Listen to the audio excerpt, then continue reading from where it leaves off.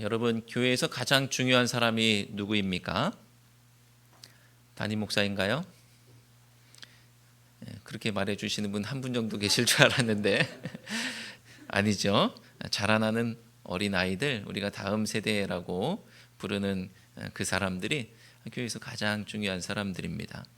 나라도 그렇고 교회도 그렇고 다음 세대가 없으면 미래가 없지요. 그러니까 다음 세대가 아주 중요하죠. 또 그에 못지않게 중요한 사람이 있습니다. 또 누구냐면요, 새가족이죠.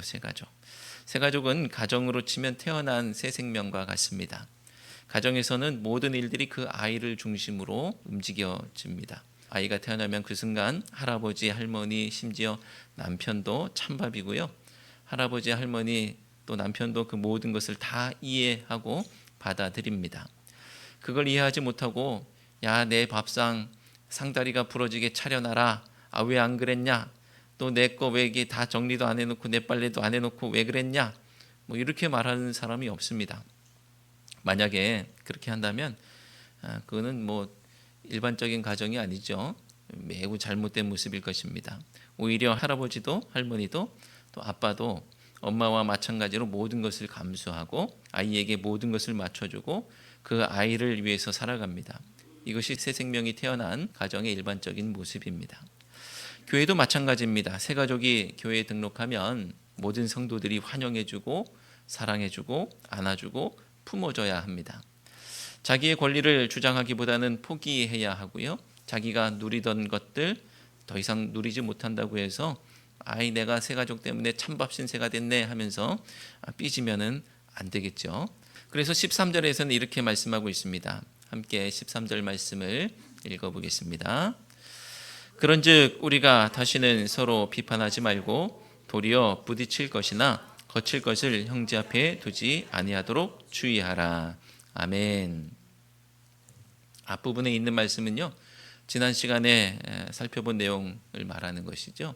로마서 14장 1절에서 믿음이 연약한 자를 너희가 받되 그의 의견을 비판하지 말라라고 했던 것처럼 오늘 13절 말씀도 앞에서는 비판하지 말라라고 하면서 앞에 이야기했던 것들을 정리하고 넘어가고 있습니다. 자, 그리고 뒷부분의 말씀은 오늘 도리어 이후의 말씀은 하반절 말씀의 강조점, 오늘 이 뒤에 있는 말씀들의 강조점이 어디에 있는지를 알려주는 말씀, 관련 있는 말씀이죠. 받으면 그 믿음이 연약한 사람들을 받으면 그가 넘어지지 않도록 도와주고 주의해야 한다는 말씀입니다. 비판하지 말라라고 하는 것이 그들을 받는 첫 번째 방법이었다고 한다면 두 번째 방법은 넘어지지 않도록 주의하고 또 그들을 잘 도와주는 것, 이것이 두 번째 방법입니다. 우리는 흔히 그렇게 말할 때가 있죠. 나는 반대는 안 했어 라는 거예요. 반대는 안 했어. 이게 어떻게 보면 나 때문에 망가진 건 아니야 라는 합리화일지는 모르지만 그렇다고 도와줬냐 라고 하면 그렇지도 않거든요. 반대 안 했다고 해서 내가 뭐 자랑할 만한 것은 아니라는 거예요. 하려면 반대 안 할 뿐 아니라 협조도 해야 하는 것이죠. 믿음이 연약한 자를 받을 때도 소극적인 방법, 다름 그대로 인정하는 것에만 머무르지 말고 방관자의 자세가 아니라 도리어 보다 적극적인 방법, 그 앞에 거치는 것을 치우며 그가 넘어지지 않도록 도와줄 필요가 있는 것입니다. 14절에는 예수님과 같은 관점으로 바라보는 이 바울의 음식에 대한 입장이 나오고 있는데요. 14절 말씀을 함께 읽겠습니다. 내가 주 예수 안에서 알고 확신하노니 무엇이든지 스스로 속된 것이 없으되 다만 속되게 여기는 그 사람에게는 속되니라. 아멘. 음식 그 자체로 속되거나 정결한 것이 아니기 때문에 믿음으로 감사함으로 먹으면 된다는 것이죠. 그리고 15절에서는 음식보다 더 중요한 것이 있다고 알려주고 있습니다. 음식이 뭐 속되나 정결하냐 이런 것을 가지고 따질 것이 아니다라고 하면서 더 중요한 것이 있다고 알려주는 15절 말씀을 함께 읽겠습니다. 만일 음식으로 말미암아 내 형제가 근심하게 되면 이는 내가 사랑으로 행하지 아니함이라. 그리스도께서 대신하여 죽으신 형제를 내 음식으로 망하게 하지 말라. 아멘. 형제들의 발 앞에 거치는 것을 두지 않고 치우기 위해서는 가장 먼저 무엇이 중요한 것인지 깨닫고 알아야 합니다. 그리고 아는 것에서만 그치는 것이 아니라 그 중요한 일을 해야 하는 것이죠. 사실 음식이 뭐가 그렇게 중요하겠습니까? 그러니까 어떤 음식을 먹냐 안 먹냐 여기에 관심을 가지고 싸울 것이 아니고요. 더 중요한 문제에 관심을 가져야 한다는 것입니다. 내가 사랑으로 행하지 않아서 형제를 망하게 하고 있지는 않은가, 이 스스로 돌아볼 필요가 있는 것입니다. 음식을 가지고 따지는 것은 일견 중요하게 보일 수도 있어요. 신앙적으로 그렇게 규정되어 있는 것들이 많거든요. 율법에는 이게 정하다 부정하다 이렇게 정해놓은 것들이 많이 있기 때문에 그들에게는 아주 중요한 문제였을지는 모릅니다. 그리고 우리 중에는 먹는 문제가 아주 가장 중요한 사람들도 있죠. 하지만 어떤 사람은 권력을 가장 중요하게 여기고 또 어떤 사람은 명예와 자리를 가장 중요하게 생각합니다. 그래서 그것을 놓치면 그 문제를 가지고 싸우죠.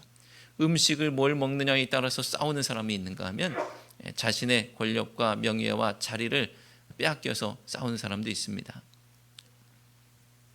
하지만 그 모든 것들이 형제 사랑보다 더 중요하냐라고 물어본다면 그렇지 않다는 거예요. 그 모든 것들을 형제 사랑보다 더 중요하게 여기는 순간 그 일들은 형제를 망하게 할 뿐 아니라 그 중요한 일마저도 비방을 받게 하는 것입니다. 16절 말씀을 함께 읽겠습니다. 그러므로 너희의 선한 것이 비방을 받지 않게 하라. 아멘. 내가 중요하게 여기는 그 선한 것이 형제 사랑보다 그것을 더 중요하게 여기는 순간 비방을 받는 일이 되더라는 것이죠. 전도는 중요한 일이고요. 그 자체로 선한 일입니다. 하지만 다른 사람은 생각하지도 않고 자신의 당위만을 가지고 무리하게 진행할 때 전도 자체가 조롱거리가 되고 나아가서 하나님도 비방을 받게 되지 않습니까? 그러므로 내가 중요하게 생각하는 그것을 생각하는 마음보다 더 넓은 마음이 필요하고요. 더 사랑하는 마음, 또 헤아리는 마음이 필요합니다. 교회 안에서 사랑으로 행하지 않을 때 형제를 망하게 하는 것, 또 선한 것이 비방을 받게 하는 것을 넘어서서 나아가서 그것은 하나님의 사업을 무너지게 하는 일이 됩니다. 20절 말씀을 함께 읽겠습니다. 음식으로 말미암아 하나님의 사업을 무너지게 하지 말라. 만물이 다 깨끗하되 거리낌으로 먹는 사람에게는 악한 것이라. 아멘. 이것을 다른 표현으로 하면요, 하나님의 일을 그르치고 망친다는 거예요. 하나님의 일을 그르치고 망쳐요. 내가 중요하게 생각하는 일도 하나님이 중요하게 생각하는 일일 것이라고 내가 생각하고 목숨을 걸고 싸우는 것 같지만 결과적으로는 하나님의 일을 망치게 되는 거예요. 교회를 멋있게 건축하면 뭐 하겠습니까? 별로 중요하지도 않은 일 때문에 내가 더 사랑하지 못해서 하나님의 일을 망친다고 하면 그게 과연 하나님께 영광이 되겠습니까? 이 얼마나 땅을 치고 후회할 일이 되겠습니까? 그래서 성경은 하나님 나라에 대해서 이렇게 말씀하고 있어요. 17절 말씀 함께 읽겠습니다. 하나님의 나라는 먹는 것과 마시는 것이 아니요 오직 성령 안에 있는 의와 평강과 희락이라. 아멘. 무엇을 먹어야 하느냐를 가지고 싸워서 이기면 하나님 나라가 되겠습니까? 교회 가면 무엇이 중요한지도 모르면서 매일 치고받고 싸우기만 하면 그게 하나님 나라가 되겠습니까? 성경은 그게 아니라고 말씀하고 있어요. 하나님의 나라는 나에게 근거가 없는 것이거든요. 내가 율법을 지키면 하나님 나라가 되고 내가 이런 음식을 먹으면 하나님 나라가 되고 저런 음식을 먹는 사람과 싸워서 이기고 그들을 정죄하면 하나님 나라가 되는 것이 아닙니다. 성령께서 오셔서 누리게 하시는 것들, 내가 이룰 수 없는 의, 내가 누릴 수 없었던 평강, 나에게 근거가 없는 기쁨이라는 더 중요한 것, 거기에 눈을 뜨면 치고받고 싸울 일이 없는 거예요. 교회가 싸우는 이유는 은혜가 떨어졌기 때문입니다. 다른 말로 하면 은혜를 망각했기 때문에 싸우는 거예요. 은혜를 잊지 않고서야 그럴 수가 없거든요. 내가 은혜로 충만하고 하나님이 나를 구원하신 그 은혜에 그 구원에 감격하여 있는 사람, 감사하는 사람은요, 싸울 수가 없습니다. 나를 용서하신 하나님의 은혜, 나를 사랑하신 예수님의 은혜를 잊었기 때문에 다른 사람을 정죄해도 되는 줄 알고 싸워도 되는 줄 압니다. 그러므로 누군가 나에게 레이저를 쏘고 또 자꾸 싸움을 걸어온다고 하면 그것은 그 사람에게 은혜가 떨어졌다는 증거예요. 그렇게 아시고 그를 불쌍히 여기시기 바랍니다. 나도 따라서 마찬가지로 그 사람과 마찬가지로 은혜를 망각하며 살면 안 되기 때문에 그를 이해하고 은혜가 떨어져서 저렇구나라고 생각하시는 거예요. 내가 똑같이 되면 그게 사탄이 원하는 바라는 사실을 기억하시고 의연히 대처할 수 있어야 되겠습니다. 사랑하는 성도 여러분, 음식이나 내가 중요하게 생각하는 그것 때문에 의로워지는 것이 아니라는 것을 알아야 합니다. 내가 싸워서 이겨야 평강이 임하는 것이 아니라는 것을 알아야 합니다. 다 나 같은 생각만 하는 또 나와 똑같은 사람이어야만 좋은 것이 아니라는 것을 알아야 합니다. 성령 안에서 은혜를 누릴 때 참된 의와 평강과 희락이 임한다는 사실을 기억하고 성령의 사람 또 은혜의 사람 되시기를 주님의 이름으로 축원합니다. 이렇게 성도가 은혜 안에 충만히 잠겨 형제를 사랑함으로 형제의 발 앞에 놓인 거치는 것들을 치우는 것을 성경은 섬김이라고 하고 있어요. 18절 말씀을 함께 읽겠습니다. 이로써 그리스도를 섬기는 자는 하나님을 기쁘시게 하며 사람에게도 칭찬을 받느니라. 아멘. 이로써 그리스도를 섬기는 자라는 표현이 섬김의 대상을 그리스도로 한정하고 있는 것 같지만 오늘 그 새 한글 성경의 번역은 다른 번역들과는 다른 가능성을 열고 있습니다. 이렇게 그리스도님의 종이 되어 섬기는 사람은 하나님 마음에도 들고 사람들에게도 인정을 받습니다. 이 새 한글 성경의 표현을 보면 그리스도를 섬긴다기보다는요, 그리스도의 종이 되어서 성도들을 섬기는 것이죠. 이렇게라는 말을 통해서 그 섬김이 앞에서 말한 은혜 안에서 사랑함으로 형제의 발 앞에 놓인 거치는 것들을 치우는 모습이라는 것을 알 수가 있습니다. 자, 이렇게 섬기는 것을 하나님과 사람들이 어떻게 생각하고 있느냐 하면 하나님도 기뻐하시고 사람들도 칭찬한다고 하는 거예요. 하나님께서 기뻐하시는 것에 대해서 먼저 살펴보면 하나님은 성도가 성도를 섬기는 것을 기뻐하신다고 합니다. 여러분, 하나님께서 내 삶을 보시고 기뻐하시면 좋겠어요? 아니면 안 기뻐하시면 좋겠어요? 기뻐하시면 좋겠죠. 당연합니다. 그래서 어느 교회에서는요, 주님의 기쁨 되는 교회, 이것이 그 교회의 목표예요. 그리고 어떤 성도들은 어떻게 해서든지 주님의 기쁨, 주님께서 기뻐하시는 삶을 살기 위해서 발버둥을 칩니다. 그런데 여러분, 하나님께서 기뻐하실 만한 일들을 하고 계십니까? 그저 싫어하실 만한 일을 안 하고 있을 뿐 뭔가 하나님께서 기뻐하실 일을 하고 있느냐라고 했을 때 딱히 그저 제 존재 자체가 하나님 기쁨이에요. 너무나 당연한 말이지만 너무 민망한 말일 수도 있습니다. 그럼 우리가 어떻게 해야 할까요? 너무나 막연하죠. 그래서 제가 여러분들에게 섬김의 기회, 또 헌신의 기회를 드리는 거예요. 사실 제가 여러분들에게 이것 좀 맡아주세요, 저것 좀 도와주세요 라고 말씀드리는 것이 참 부담스럽습니다. 그래서 가능하면 제가 다 해보려고 하죠. 하지만 그것이 건강한 교회의 모습이냐고 반문한다면 또 그렇지가 않습니다. 또 성도들이 교회를 위해서 헌신한다고 또 헌신하고 섬길 수 있는 기회를 박탈하는 것이기 때문에 크게 잘못된 일이죠. 제가 혼자 다 해버리면요, 여러분들이 섬기고 헌신할 기회가 하나도 없어져요. 그러면 홀가분하고 좋다라고 생각하실지 모르겠지만 그것은 복받을 기회를 빼앗아 버리는 일이기도 합니다. 왜냐하면 하나님께서 기뻐하실 기회를 뺏는 것이기 때문이죠. 그래서 제가 70세 넘으신 어르신들에게 70 넘었다고 일도 하지 말라고 하신다는 그런 불평들 그분들이 이제 하신다는 말을 들으면 정말 제가 죄인 된 것 같기도 해요. 섬기고 헌신하고 하나님 기뻐하실 기회를 빼앗은 것처럼 보이기 때문에 그렇습니다. 하지만 그래야 젊은 성도들도 섬길 수 있으니 이제 하나님께서 기뻐하실 기회, 또 축복의 기회를 다음 세대 성도들이 이어받아서 감당해야 하겠지요. 사실 섬길 기회가 보이면 다른 사람이 그 기회를 채가기 전에 먼저 내가 아멘 하고 받아 안아야 하는 것입니다. 몇 주 전에 어떤 성도가 도와드릴 일이 있으면 말씀해 달라고, 또 목사님이 기운 내시도록 힘이 되어주고 도와주겠다고 그렇게 말하는 거예요. 고맙죠? 남 얘기가 아니고 여러분 얘기 되시기 바랍니다. 또 이번에 전교인 가을나들이를 위해서 또 지난주에 논의하고 난 후에 어떤 성도는 저에게 도와드릴 일이 있으면 언제든지 말씀하시라고 말로도 하고 또 문자 메시지로 또 그렇게 말을 하더라고요. 고맙죠? 네.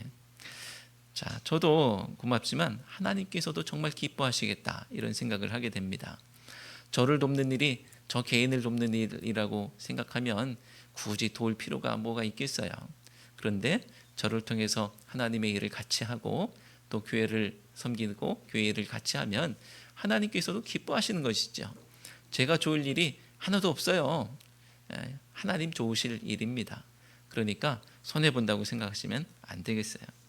우리의 삶이 곤고하고 힘들지요. 하지만 그게 하나님 기뻐하시는 일과 무슨 관계가 있습니까? 나는 공고하고 힘들어. 이것이 하나님 앞에 내세울 이유가 하나도 되지가 않습니다. 공고하고 힘들지만 그래도 헌신하고 섬긴다면 그게 하나님께서 기뻐하실 일이지요. 그리고 저는 확신하건대 하나님께서 가만히 두시지 않을 거라고 믿습니다. 하나님께서 그를 기뻐하시는데 그에게 놀라운 일이 일어나는 것은 당연한 일이에요. 우리 주곡교회 모든 성도들이 다 맡은 일들이 있습니다. 무슨 부장, 무슨 직함, 무슨 회장, 뭐 이런저런 것들이 있습니다. 혹시 거추장스러울 수도 있어요. 이 직임이 내가 어떤 마음으로 임하느냐에 따라서 하나님께서 나를 바라보시는 시선이 달라진다고, 다르게 바라보신다고 한다면 내가 그 직임을 대하는 태도가 달라질 수가 있을 거예요. 내 삶에 개입하시는 모습이 달라진다고 한다면 내가 이 직임을 대하는 태도에 따라서 하나님 기뻐하시고 내 삶에 개입하신다라고 한다면 그렇다면 내가 이 일을 맡고 또 섬기는 자세가 달라질 수밖에 없습니다.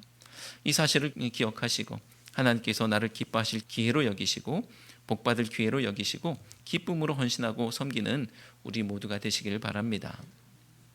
헌신은요, 돈이 있다고 할 수 있는 게 아니에요. 돈이 아무리 많아도 헌신할 수가 없습니다. 헌신은 시간이 있다고 해서 되는 일이 아니에요. 시간이 아무리 많아도 못합니다. 하지만 가난해도 또 시간이 없고 쫓기고 바쁘고 힘들어도 헌신하는 사람은 헌신을 하고 섬기는 사람은 또 섬깁니다. 여기 신비가 있는 것이죠. 얼마나 돈이 많길래 그렇게 하나, 얼마나 시간이 많아서 그렇게 하나, 이것이 아니에요. 하나님이 그 틈바구니에서 섬기고자 하는, 헌신하고자 하는 사람들을 기뻐하시고 또 기억하실 줄로 믿습니다. 다음으로 사람들의 칭찬인데요. 사람들의 칭찬은 즉각적인 반응이 오니까 금방 확인할 수가 있죠. 마을 어르신들께서 저에 대해서 정말 좋은 목사님이 오셨다라고 하신다는 말씀을 몇 차례 전해 들을 때면 감개무량하고 또 감사하고 고마운 마음을 금할 수가 없죠. 이런 칭찬이 신앙 결단으로 이어지면 참 좋겠지만 그것을 위해서는 단지 목사만 잘해서 되는 것이 아니고 여러 가지가 받쳐져야 하는 것이 있을 겁니다. 어쨌거나 어르신들께서 칭찬도 하시지만 반대로 교회가 잘못하거나 또 목사가 잘못하면 따끔한 일침도 주시겠죠. 물론 세상 사람들의 평가 하나하나에 일희일비해서는 안 되겠지만 내가 잘하고 있는 것인지 또 나도 잘 모르는 나의 모습을 마을 어르신들의 평판을 통해서 확인할 수 있는 것이기 때문에 칭찬이나 책망의 말에 비추어서 나를 돌아볼 수 있어야 하겠습니다. 하나님께서 기뻐하시기도 하고 사람들에게 칭찬받는다는 말씀은 우리가 어떤 일에 힘써야 하는지를 아주 명확하게 알려주고 있습니다. 음식같이 내가 중요하게 생각하는 것들을 가지고 싸워봐야 하나님께서 기뻐하실 일이 없고 세상 사람에게도 근심만 끼칠 뿐입니다. 세상이 오히려 교회를 걱정할 뿐이죠. 그럼 우리는 어떤 일들에 힘을 써야 하겠습니까? 19절 말씀을 함께 읽겠습니다. 그러므로 우리가 화평의 일과 서로 덕을 세우는 일을 힘쓰나니. 아멘. 화평의 일과 덕을 세우는 일입니다. 내가 하는 일이 화평의 일, 또 덕을 세우는 일인지 한번 생각해 보세요. 내 표정과 내 하는 모든 일들이 화평의 일인지 덕을 세우는 일인지. 15절 말씀처럼 형제를 망하게 하는 일 말고요, 16절 말씀처럼 선한 것이 비방을 받게 하는 일 말고요, 20절 말씀처럼 하나님의 사업을 무너지게 하는 일 말고요, 또 21절 말씀처럼 형제로 거리끼게 하는 일 말고 화평의 일과 덕을 세우는 아름다운 일에 힘써야 하는 것입니다. 바로 이것이 우리가 무엇이 중요한 것인지를 깨닫고 아는 사람이 하는 일들이에요. 화평의 일이 중요하고 덕을 세우는 일이 중요하다는 것입니다. 21절 말씀에 따르면 그것은 심지어 아름다운 일이에요. 사랑하는 성도 여러분, 사람의 아름다움은 그 외모로 판단할 수 있는 것이 아니지요. 그가 화평의 일을 하고 덕을 세우는 일을 할 때 우리는 그의 아름다움을 보게 됩니다. 교회 안에서 무엇이 중요한 일인지 분명히 깨닫고 깨달았다면 그 아름다운 일을 감당해내시길 바랍니다. 우리 주국교회가 이렇게 아름다운 사람들로 가득하게 되기를 주님의 이름으로 축원합니다. 기도하겠습니다. 하나님, 교회 안에서 정말 중요한 것이 무엇인지 모르고 엉뚱한 일에 목숨을 걸다가 결국 사랑을 잃고 사람도 잃은 어리석은 저희들입니다. 은혜 안에 거하지 못하고 정죄하며 책망하기에 바빴습니다. 성령 안에서 은혜를 누리며 사랑하게 하시고 화평의 일과 덕을 세우는 일에 헌신하며 섬기는 아름다운 성도들이 되게 하옵소서. 그렇게 사람들에게 칭찬을 받고 하나님께서도 기뻐하시는 저희가 되게 해 주실 줄로 믿사오며 예수 그리스도의 이름으로 기도드리옵나이다. 아멘.